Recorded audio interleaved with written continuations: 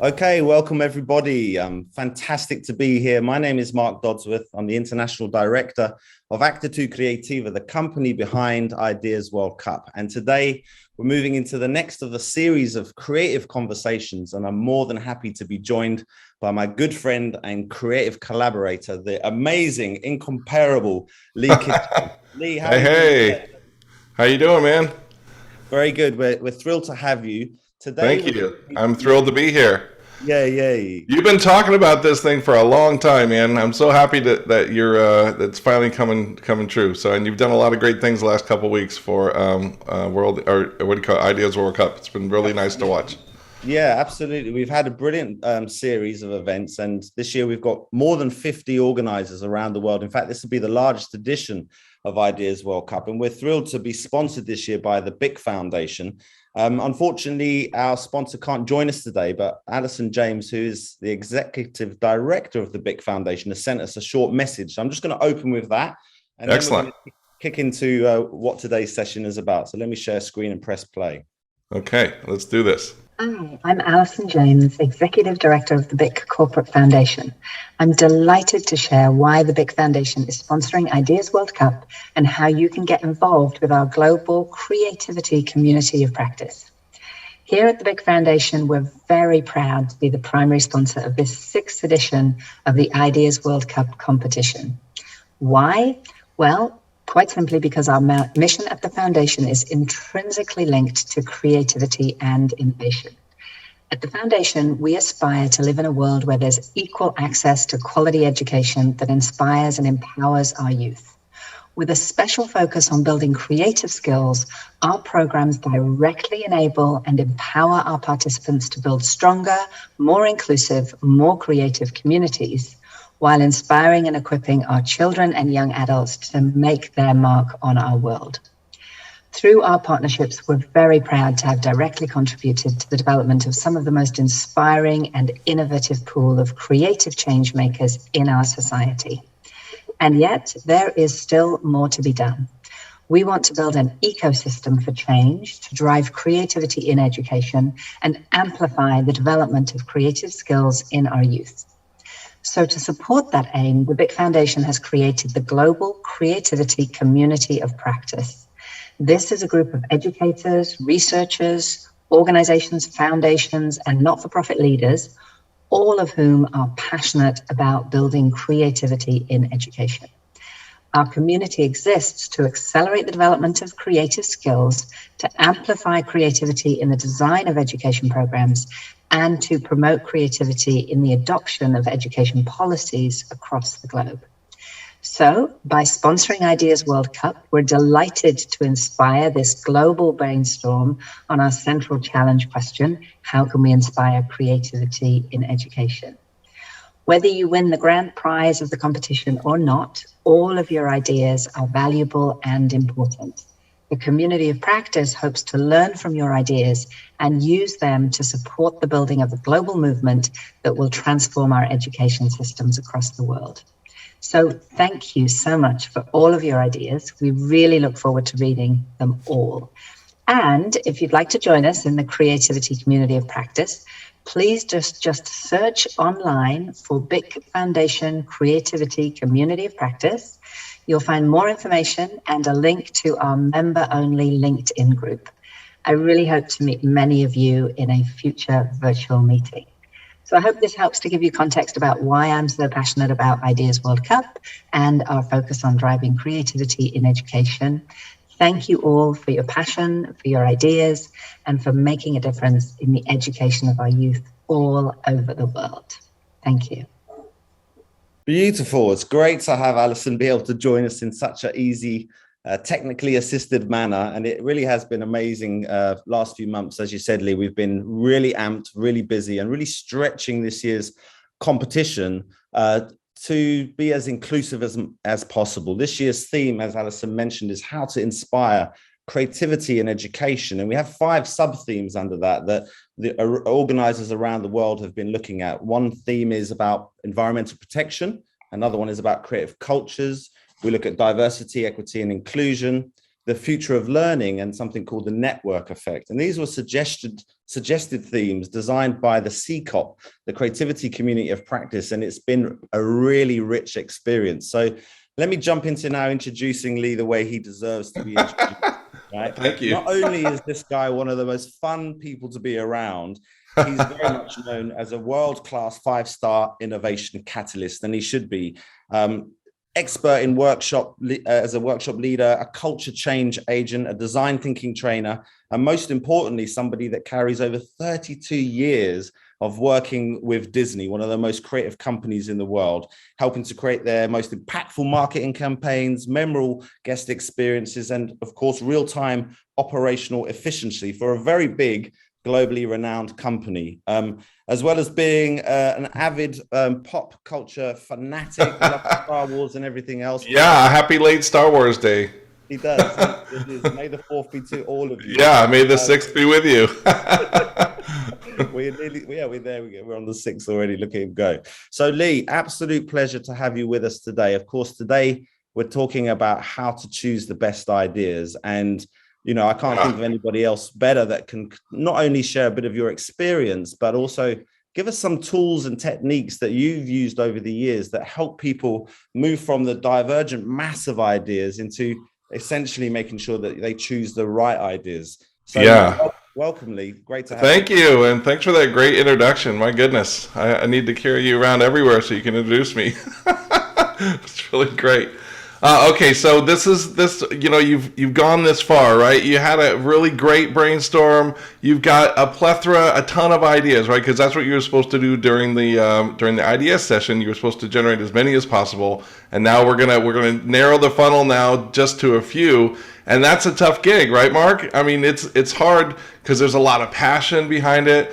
There's a lot of reasons that you should pick one versus the other, etc. But I love helping my clients specifically do this part of it. It's more on the development side of the design thinking process. So again, you've used creativity to create those ideas. You're going to continue to use creativity to bolster these ideas that you end up choosing. But how do we narrow them down, right? And what's just a few ways to be able to narrow them down? And I'm gonna tell you a few ways that I roll this way, and then you can, if you want to give me some comments on it, you can challenge me, and we'll kind of go from there. Does that sound all right? That sounds great. Just before you kick off, I'm remembering that at this stage, it's really important for me to remind everybody that we have until the 9th of May to actually finish the first ideation phase of the Ideas World Cup Challenge. And that means if you're an organizer or a participant or somebody who's inspired to think of more ideas now, we highly encourage you to go to the Ideas World Cup webpage, to look for the Discover button just by the colorful pencils. That takes you straight into the Creative OS platform that's capturing all of the ideas, and get those ideas in there, because you might be one of the people that wins the grand prize, which is a $17,500 value of a course with the Watson Institute, which is based in Boulder, Colorado. And their basic whole mission is around social entrepreneurship and supporting great ideas to come to fruition. So, Lee, it's really good for us to be helping the team channel those ideas. Yep. But let's be in the midst of recognizing that brainstorming needs to continue. And we need to be encouraging everybody to really put those ideas in. So back to you, Lee. I'm apologizing. Yeah, no problem. So just and you have probably reviewed this before, but again, I'm a design thinking expert, creative problem solving expert, and I use design thinking to help my clients think differently about their everyday stuff. The first thing I do is I make sure that they scope out their challenge really well, to make sure that they collaboratively agree to whatever it is that they might be working on, right? The next thing, of course, is empathy. So let's go out and let's really walk in our consumer shoes, and let's make sure that we really understand the truth, the human truth behind our consumers' needs before we decide what our business need is to serve them.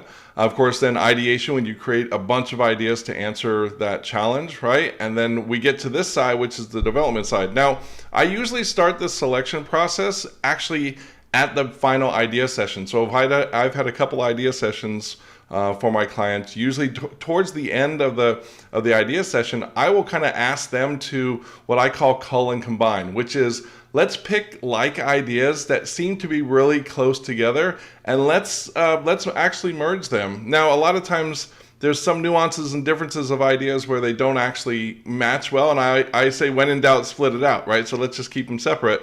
But that's usually the first round of idea selection, because what happens is that the folks that are working on the project, of course, they'll probably be the people that end up executing whatever ideas we come out with. So it's nice to see their passion in what they select. And then also it's nice to still use creativity to make sure that you build that idea to be even bigger. And so once that's done, usually we end up leaving the session, if we started with 100 ideas, that actually calls us down to about 20, right? So it's the very start of just making that initial selection, just having the team of people that have been working on those ideas. It's a great way to kind of see where the team's passion lies. Lee, you just said, I think, cull and combine. Is that right? That's correct. Yes. Right. And I'm used to the phrase in the divergent part, which is about build and combine on each idea, on each other's ideas. Yeah. Cull and combine is like a clever twist as you move in towards the convergence period. This idea of letting go of what's not resonating or not rising to the top, but still looking to what you can bring the best of the ideas, perhaps before they get thrown out. Sounds like a really great way to ensure that you're not losing the creative spark of some Absolutely. more than one idea, right?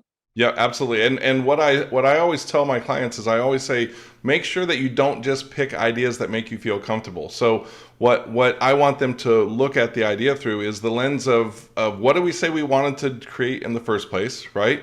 What is the consumer lens or the end user? How will the end user feel about this idea? And then also let's gauge the idea on the team's passion. So again, if this is the team of people that's going to work on the idea, we want them to be passionate about it. And sometimes during idea sessions, people create some really big, great ideas. They might not match the exact success criteria, but they're so passionate about them. I say, hey, let's go for it. You just need to build this idea. So by culling and combining, you actually can put, you can give more substance to an idea. And again, it's kind of like that first selection process. So it kind of gauges where the team's head is at, right? Brilliant. Can you tell us anything else about the what you would call, I think, the development side of the process?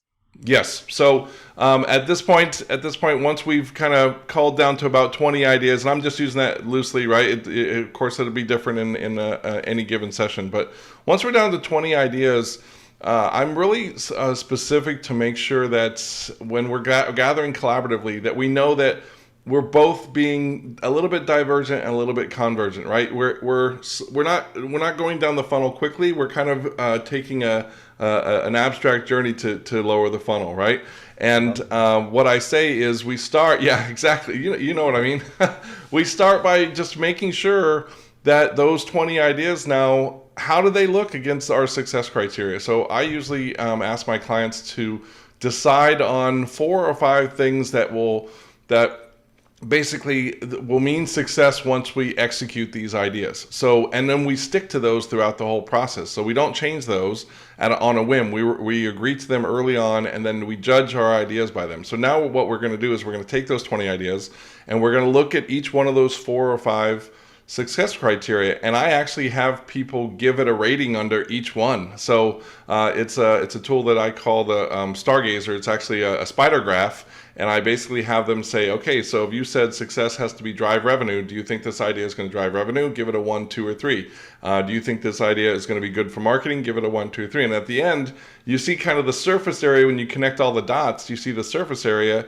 And it's good for conversation. It's like, well, this one isn't really good from a PR standpoint, so let's see if we can't put some more ideas in there. So that's when we were just convergent, but now we're going to diverge for just a second to build the idea up on whatever success criteria it's not hitting on, right? Because we're passionate about it. And then after we do that and we judge them once again, then we'll actually be able to see, hey, we might want to choose this one over this one because this one definitely hits all of our 5 pillars that we want to achieve at the end. So that's basically the first kind of analyzing and making sure that you run your idea through the lens of, the scope that you set out in the beginning, your challenge question, the consumer, end user insight or truth, and then also the passion of the team.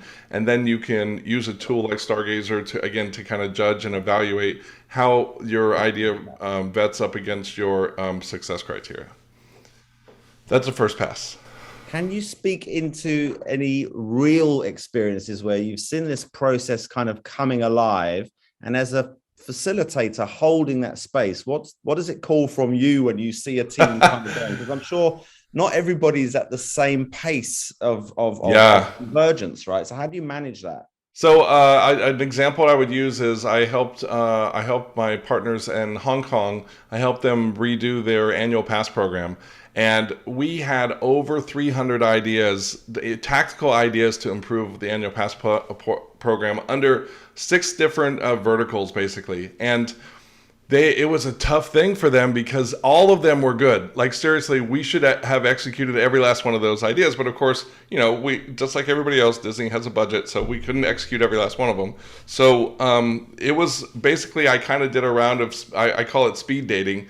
So I took a group of ideas and I gave it to one group, and they ran it through that evaluation tool that I said. Then they passed it to the next group. They reevaluated, added or subtracted. The next group did that, and by the end of that exercise, we were able to really cull it down to a manageable set of ideas that everybody felt good about because everyone had input in it. I think, Mark, that's a really important part of this process is the collaborative part. And I strongly suggest, especially in a corporate environment or in a team environment, that you don't do this in a silo. This is best achieved with people that are going to be involved with executing the ideas because, frankly, you want them passionate about executing, right? So you want their help at this point. Now, I will say that if you neglected to invite your legal partner or your HR partner at the beginning of the process, now's a good time to bring them in, right? Because you want them to help with this divergent convergent part so that you're not just throwing an idea over the fence and saying, hey, do you approve this or don't approve this? Because then they're not as connected to it. And so I suggest, again, you can invite those partners at this point to kind of help get their input. Make sense? Yeah, that's brilliantly. Thank you. I'm sat here right now just trying to imagine what's going on with this being the 6th and largest edition of Ideas World Cup. It's difficult to try and imagine the diversity of different events. Like this week, I've been blessed to be part of some events in Durban with a good friend and colleague, Shahid Solomon, and his colleagues, Lucy.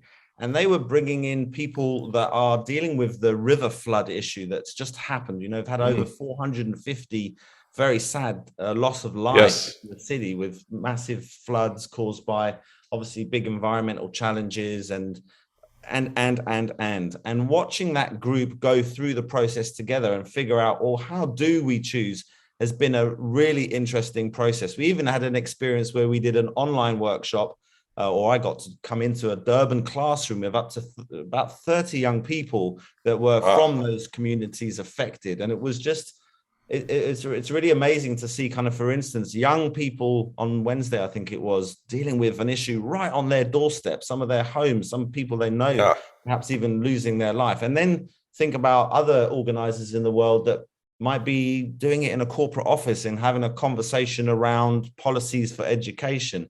And so the diversity that you speak of is really evident in this year's competition. And we're so grateful for that. And it's just like Tim Herson, who helped open up with Dr. Cindy Burnett at our opening ceremony. Tim, they're the best. They're my idols in the creativity business. Like, I would not be the same without those two. Absolutely.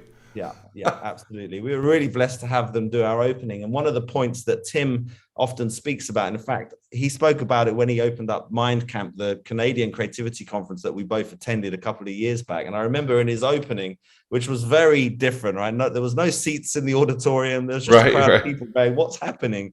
And then Tim came up on stage and he had people kind of voting by their feet, walking around. Does the toilet roll need to go on the outside or the inside? This side I remember that too. That side do. And what he did is he just used the process to talk about the polarization of thinking, right? The difference of thinking in that space. And very quickly we could say, oh, you're one of those people and you're not like us. But his point there was really like, what the most powerful thing for sparking innovation is, the most powerful tool? Well, it's probably the person sat next to you, really speaking into the fact that if we can tap into the diversity of thinking, we bring the edges together. My thinking plus Lee's thinking is different output completely. Yeah, and we come from different areas and different upbringing, and yes, I strongly recommend that to all of my clients. The diversity of thought is really, really, really important.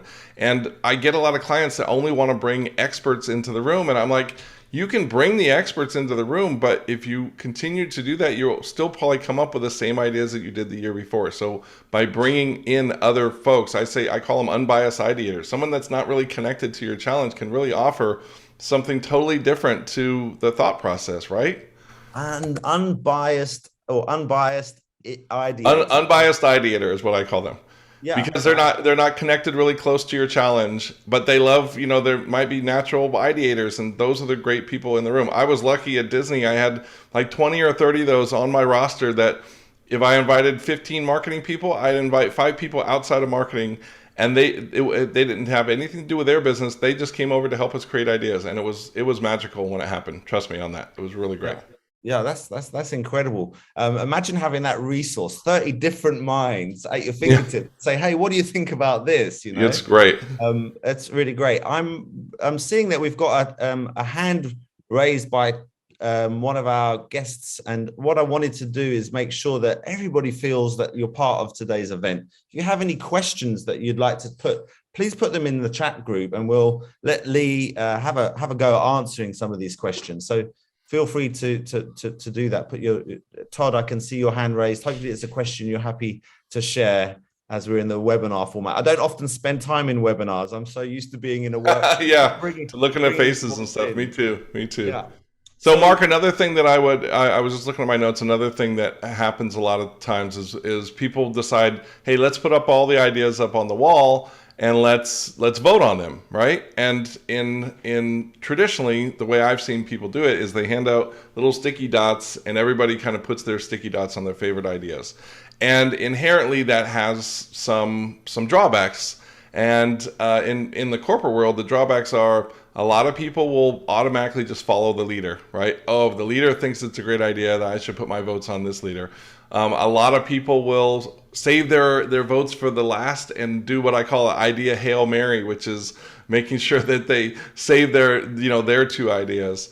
I like to make that process a little bit more democratic. So when we have our final 20 ideas, I put them on the wall, I give them each a number, and I ask everyone to just on a sticky note, write the number of one number per, I give them 3 votes. So their favorite 3 ideas, 1 number per page. And then I have them actually trade them out with each other, so no one knows who voted for which idea. And then I have them put them all up on the ideas so we can kind of see where the participants' heads are at. I think that's a really great thing to help people. I always talk about not marrying an idea. You should only date an idea, not marry it, right? That's a phrase. I think actually Tim Herson might have taught me that. And at this point, a lot of people marry their ideas. And so being able to democratically see how the votes play out without any influence from the leadership or from that Hail Mary, anything like that, is a great way to kind of gauge and see where the passion of the team lies. Now, we're still going to have to run those ideas through our success criteria meter to make sure that it hits all the success criteria. But we now have a good place to start. Hey, there's these 5 ideas really got a lot of votes, and they also really match up to what we said we wanted to do. So it's another great place to start when you're struggling with again narrowing the funnel. Mm-hmm. In regards to some of the other kind of favorite processes, or and one of the things that I've learned from working with Lee a little bit is that you're amazing at being able to simplify the different approaches to the different stages in the creative process. And you do it with so much fun, right?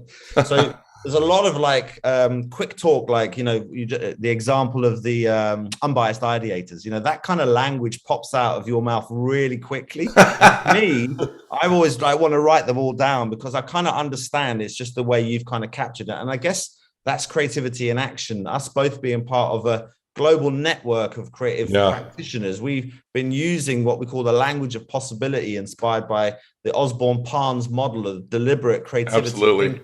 And that generative language, I like to call it the language of possibility. What do you think are the key elements when we're trying to twist from possibility, can we keep our language still generative when we're trying to nail it down towards a converged and clarified Oh, idea? yes. How do Yeah, you do like I that? said, we're not closing off divergence at this point. So Yeah. yes, we are making selections, but we will narrow it down, and then we'll again go on a plane to where we're going to be creative and build those ideas. You heard me talk about having input from other key players. So this is a good time to. I wouldn't say fully prototype, but just if you elaborate more on the idea and you create a kind of a prototype thesis about it, where you can actually go and socialize it. So at this point, if your group has narrowed, so say we've narrowed from 20 and we're not now down to 10. Now I really want to take it around the organization or the what I call the stakeholders. The here's another one for you, Mark. The assisters or resistors, right? So anytime you create an idea, there'll always be people that assist you with that idea, right? And then there'll always be people that are going to want to resist because it involves change or effort or things like that. So So what I like to do is take those top 10 before we make the final decision. Let's take it out and socialize them with the people who are most likely to assist us and most likely to resist us. And love let's that. let's get their input, right? Let's Mhm. get their input to again build and make that idea better. So if the resistor says, "Hey, there's a big component here that's really going to cause us an issue." Well, hey, let's get back together and really work that one issue out together, right? Let's do it. Again, the collaboration, dude, is like the best the most important part of this. And it's hard again to throw an idea across the fence and expect someone to go, "Oh yeah, that's good, I'll take that." Involve those people, right? Get their input. It's going to affect their lives as much as it's going to affect yours. So now's the time to involve them and get their input. Plus, when it comes time for those resistors to resist, most likely you've transferred them to assisters, and they will do their best to assist you in executing that idea. I find that Wow. just by asking opinions up front and kind of socializing, it really is another touch point to make sure that those ideas are strong enough. So once they get executed, you're not going to have that resistor anymore. That person's going to help you, and they're going to open doors for you. So that's another piece of advice I would give you. This is brilliantly. I love it. It makes me think about how, going back to Star Wars, that you really are kind of in a way with some of these tools and skills, and with practice, it's like a muscle. You get to kind of make it stronger, and this being the creative force, right? So, how might the creative force be with Yeah. you? Number one is a question to the audience. And how might the force be with you such that, just like Luke Skywalker says, "Don't worry, I'm coming through," with a pass of the hand, is Yes. like kind of being able to kind of help people shift their perception of what's possible. And that Yeah. really is using the force, right? Using the creative force. Exactly. And you know what, Mark? Only a Sith speaks in absolutes. So no always or nevers, right? So Right. open to possibility is really the Jedi way, like I said. So And all the way. I love that. I love that. And again, it kind of speaks back into the language. So back to my original question, when we're coming into the convergence, what other kind of lead statements or types of generative hooks or tools might you be able to share that kind of keep it generative when we're trying to nail down? Just building on what you shared about assisters and resistors. Got any yep. other diamonds? Yeah, another thing that I usually do is I do you talk about the yes and in my work I call that a behavior called greenhousing, which basically helps ideas grow. It's the nurturing part of the ideas. So I do a 360 version of that where I make sure that everybody writes down all of the stakeholders, and basically we as a collaborative group we go through each idea from the lens of each one of those stakeholders, right? In business, when I do this in business, I make sure that everybody writes down all their different departments, especially if it's an idea that's going to affect everybody in the business, right? So what are the engineers going to think about it? What are the custodial going to think about it? What are the marketing people going to think about it? And we try to do that generative part to put ourselves in their shoes. It's going back to if you think about it, it's really going back to the empathy part, not for the end user, but for the empathy part of who it's going to affect. And we just put ourselves in their shoes for just a moment, and we try to boost their idea to be more relevant to them, to be more adoptable to them. And again, hopefully we have one or two of those people in the room to help us do that. If not, hopefully we have somebody with experience from that department to kind of speak on their behalf. But it's a great way to make sure that no one's left behind, right? There's so many times where you come up with this great idea and it might be so siloed that you don't think about how it's going to affect, the folks that are going to help you or that are going to be part of it. So just by putting their shoes on for a moment and kind of skewing the idea to make sure that it works for them is another great way to, again, diverge just a little bit to converge on what that idea is. Brilliantly. Thank you so much. I'm aware of time. It just flies so quick, especially when you're having this much fun. We've got like about 15 minutes left for today's short webinar. And I want to encourage today's audience. If you've got any questions for Lee or I, do put them into the chat group. I'm aware that there's probably something I've just got in the back of my hand, another one of your tools. What is it? Is it the Passionometer. That's what I was explaining before. So Passionometer is basically the voting method by which you can gauge the team's passion. And again, it helps you with those, what I call the VP nuptials. So I come from the corporate world, so I'm a little bit skewed on that side. But I had so many executive leaders that would come into sessions basically to not really brainstorm, but just to push their own ideas, right? And their ideas may or may not have been the best ideas, but what happens at this point is it's a nice clear signal to leadership that their idea might not be the best. So it helps them see, hey, nobody voted for your idea, Senior Vice President, and look at how the other ideas match up against the success criteria. So it's a nice kind of easy way to let them down, really, but also it kind of showcases you really want to go where the team's passion lies in many cases, because again, those are the folks that are going to be executing that idea with excellence. And so if they're excited about it and they're passionate about it, as a leader, why would you want to push another idea if this idea is going to excel so much better, right? So I find that Passionometer really helps everybody at every level kind of see where everybody's passion lies. And again, if you're super passionate about an idea, right, and you got all the votes, for example, and you run it through the analysis tool for comparing it to your success criteria, and it doesn't match up with it, then you've got a big decision to make. You're either going to dump that idea that was really popular, or you're going to work on it to make it rounded out to make sure that it's going to knock it out of the ballpark, as we say, And then a lot of passion.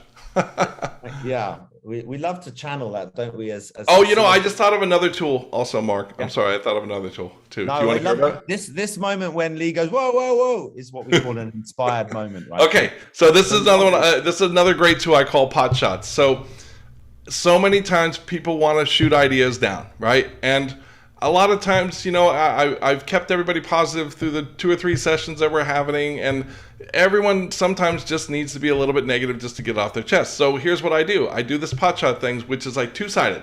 So, and actually I physically, this is a psychological way that works really great. But what I do is I take sticky notes that are about this big, right? And I have them, here, let me give you an example. I have them take their idea, right?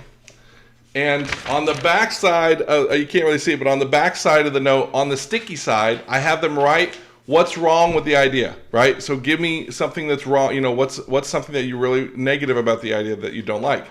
So after they do that, I tell them that they can't put that on the wall because they put it on the wrong side. So I have them turn it over, and they actually have to write a fix for that problem on the front, and that's what they can stick up on the wall. So you don't ever see the negative part of it, and they fixed whatever's wrong with it. So again, a lot of times you want to pick those ideas apart, and I'm saying, fine, let's pick it apart, but don't just give me the negative stuff. Give me a fix for it. Really sit there and for 15, 20 minutes, think about what can we do to fix that challenge that you just identified. So I don't let them off the hook with just saying the negative thing. I make them actually fix the idea. So that's incredible. Because in a way, I call it pot shots. Pod shots. Thank you for that. What a great tool. And it's almost just kind of imagining what's going on in a person's mind. This again, I think, comes to language of possibility. Where does it really start? And I strongly believe it starts with the self. What are you saying to yourself when you're in idea generation?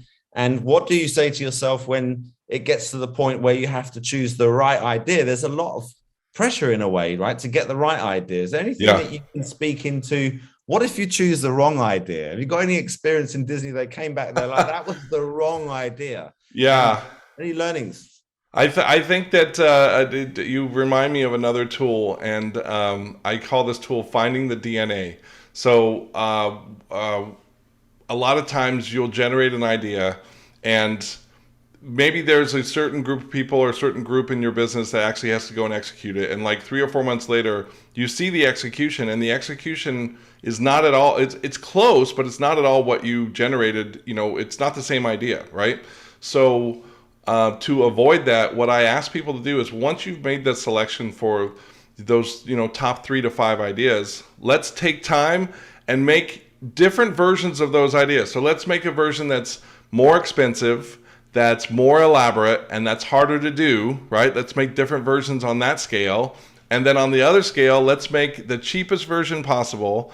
Let's make it easy to execute, and let's make it basically a smaller idea. And when we put those down basically next to the main idea, what we have is a couple things. One, on the cheaper side, we can see where, okay, if it doesn't have this one, we've just value engineered it to have the one main thing that made it awesome. If we can't do that, then we shouldn't execute this idea. But the trick is, you have to have that conversation collaboratively. On the other side, now you have maybe a 5-year plan, or maybe how you can do that idea better the next year and the year after that. So just taking time to kind of broaden that spectrum of how the idea could execute from a more elaborate side to a less elaborate side, it'll help you collaboratively see where the DNA is, because there's nothing worse, Mark, than taking the DNA out of an idea than trying to execute it. I've seen it happen so many times, and it's a sad thing, because it's like, no, the one great thing was this piece, and you took this piece out, so it's not the same. Yeah. Again, a brilliant example of how you've kind of simplified a concept. And as soon as you put a word like DNA, people know it's that core element that has to be there, right? Yeah. Which is just, again, I think a really great way of simplifying this kind of often pedestaled concept of creativity. Like, people often think and they can't reach into it, or it just belongs to creative people. And that's what we as creative practitioners kind of share a value for, a strong belief that everybody is creative, right? And it's just about creating the right conducive environments for these ideas to flow. And I think what's happened today, Lee, with just some of the short tools that you've shared, is you've given us an opportunity to understand how this concept of creative energy or creative force can actually be played around with. And we've spoken a little bit about language. We've also spoken about how do you identify and juice the people up that are coming with the ideas. So the ownership grows, right? And that means more commitment to seeing the idea running through. And then from that, we also spoke about like the diversity and holding space for the diversity of ideas to kind of actually simmer down to what people can all feel. And even when we're doing that, making sure that we're still executing creativity at that point, right? It's not just deciding not out of the divergence, but to keep in that, even though we're moving into the convergence. Yeah. So we've covered a lot in a short amount of time, right? And I was thinking, just as we move towards a kind of close, because I want to give everybody here some reminders of like what are the next steps and what's going to be happening in the next few weeks. But I wanted to, as we start closing with Lee now, just ask, is there anything that you could speak into the theme, knowing that you're a creative facilitator and practitioner and trainer, which means you are an educationalist, right? But with this year's theme being specific, how do we bring creativity? How do we inspire creativity in education? Have you got like a minute or two just to speak into what's your divergent brain saying about that right now? Absolutely. I just had a conversation with a parent of an 8th grader that was talking about they had someone come into the class to teach the kids about safety. And the 8th grade teacher or the 8th grade parent said that their kid was so bored with it because they didn't make it fun and exciting. And one of the things that, like you said, I like to simplify stuff, and I also like to put some fun around it because I want to get people out of that beta brainwave mode into that alpha brainwave mode so they can retain it a little bit more. Then also they have access to all their subconscious connection points. And I want to turn the lens back on them. So when I teach or I train, one of the things that I try not to do is I try not to be prescriptive. I don't say, this is how you should do it. I'd say, how might you do something like this? Or how might you put it in your context? Mark, I don't know about you, but when I went to my undergrad, one of the things that frustrated the heck out of me in my undergrad was not putting the content into context. And so I didn't retain stuff unless somebody could tell me, how am I going to use this stuff? So what I like to do is I like to challenge my participants to say, how can you see using this? Picture yourself using this, and then let's ask questions based on that. And I love it because it kind of puts the responsibility on them to personalize it and to really take it. And so that's why when I talk about my concepts, I'm usually like, well, how might you do this? And I open it up to that possibility, so again, they can see it themselves and they can kind of put their themselves inside of it. I also make sure that I ask people to group up and help them. Maybe if you're friends with the other person, you guys can talk about how you can bring it to life for each other, kind of thing. So a couple different ways, but fun and playful is really, really important. Make sure that you set the rules up front to say, hey, we're going to learn something today, but we're going to make it fun. And most likely that will be what you retain later because it was fun and you were in the alpha, that your alpha brainwaves were going. You're going to retain that stuff and it's going to really be useful for you. Lee, thank you, man. Thank you. And if I was here with a crowd, which we often are, it would be like an opportunity for a huge thanks. circle of appreciation for your voice, your consistent passion for the power of creativity, and your generosity of time today. Thanks again, Lee, for joining us. And I can't wait to be collaborating with you again. Yeah, I can't wait either. I'm looking forward to the next week. You're talking about the next stage too. I'm looking forward to watching that. Yep, right. That's it. So today is obviously been around how to choose the best ideas. Next week, we have planned to be hosting Rosina Dorelli, who's the founder of Da Vinci Education, that's right. But I believe that we might have to switch the agenda because unfortunately Rosina's got some personal challenges that she might have to skip and move to the following week. We're not going to let her go. We're just going to shift the voice around. So stay tuned to the social media to see which speaker we have.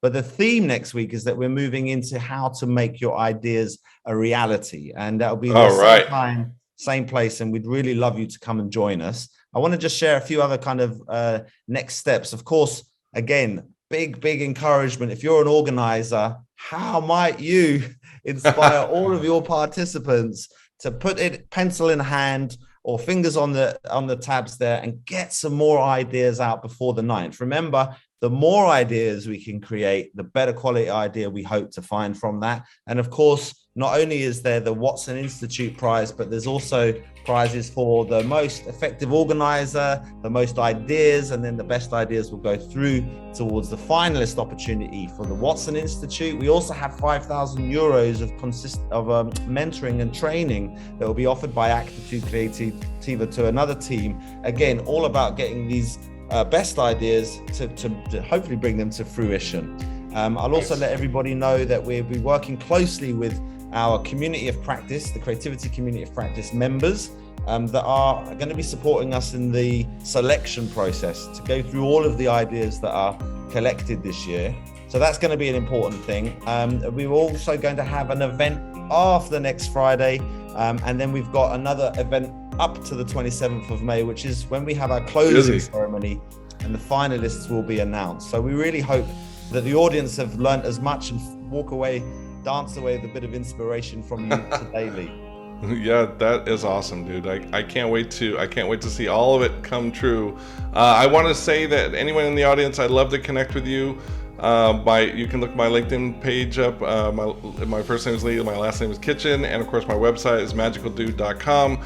Would love to definitely connect. And Mark, I'm so excited that we did this today. I'm super passionate about this stuff. I'm drinking coffee this morning, but normally I don't drink coffee, and I'm still excited about this stuff. Just so you know, I tell that to my groups. I'm like, y'all, I'm really legitimately excited about this kind of stuff because I love seeing this stuff work. And the joy of my job really is when I get emails back a week later, 2 weeks later saying that one little thing that you taught me has transformed my life. And it was the simplest thing, but it made the biggest difference. So never discount the small things, everyone, because everything makes a difference. Trust me. Brilliant. Lee, thanks again. We'll be seeing you all very soon. Stay safe and stay in creativity. Thanks you very much. Thank you all. Bye. Bye. Thank you.